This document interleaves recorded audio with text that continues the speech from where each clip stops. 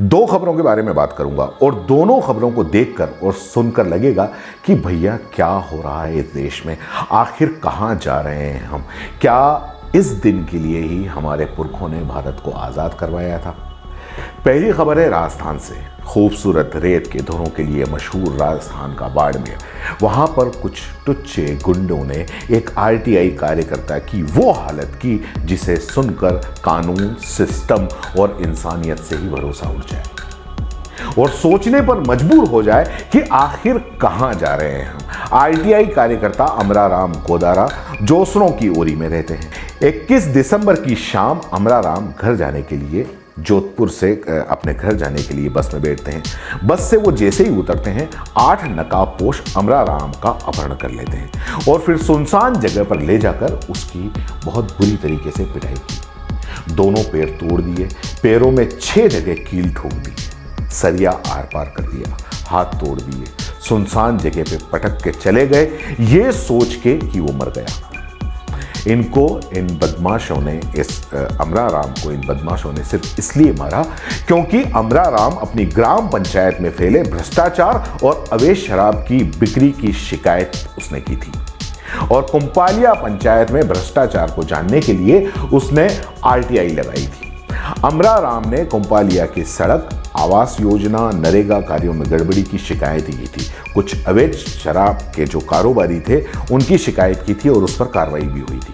अब अगर किसी राज्य में इस तरह की दबंगई होती है और गुंडे इतने बेखौफ होकर किसी को इस तरह यातना देते हुए जान से मार देने तक पर उतारू हो जाते हैं तो सवाल तो बनता है और ये सवाल किसी और से नहीं, राज्य की सरकार से बनता है। और राज्य में बैठे राज्य के सबसे बड़े संवैधानिक पद पर माननीय मुख्यमंत्री अशोक गहलोत, जी हां, उनसे सवाल बनता है।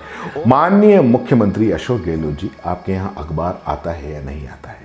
अगर आता है तो वो उसको पढ़ते हैं या नहीं? और अगर समय नहीं मिलता पढ़ने का तो क्या राज्य में इस तरह की घटनाओं के बारे में उनका स्टाफ उन्हें इसकी जानकारी देता है या नहीं?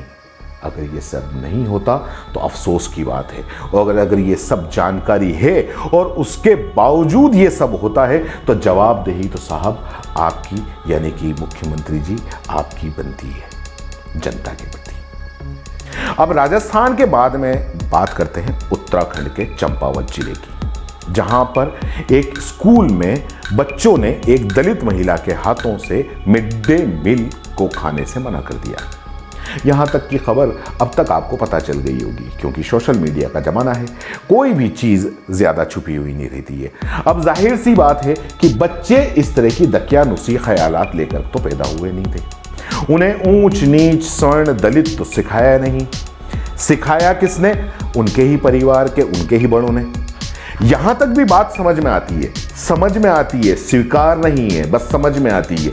अब इसके बाद क्या हुआ ये सोचिए, या क्या होना चाहिए था ये सोचिए कि उत्तराखंड की पुष्कर सिंह धामी सरकार ने क्या कदम उठाया होगा या क्या कदम उठाना चाहिए ये सोचिए। होना तो ये चाहिए था कि बच्चों को, बच्चों के माँ बाप को समझाया जाता, उनकी काउंसलिंग की जाती कि भैया खाना खाना होता है, खाने की कोई जाति नहीं होती, खाना का धर्म समाज से कोई संबंध नहीं होता, अन्न का अपमान किसी भी जाति में अच्छा नहीं माना गया है। भोजन से दिमाग का विकास होता है और जब दिमाग का विकास होता है तो वो बताता है कि कोई भी जाति ऊंची या नीची नहीं होती। और जो लोग छुआछूत में यकीन रखते हैं और ये कहते हैं कि इसके हाथ का खाना चाहिए, इसके हाथ का नहीं खाना चाहिए, तो वो दिमागी रूप से कम विकसित होते हैं। लेकिन उत्तराखंड की धामी सरकार ने क्या किया?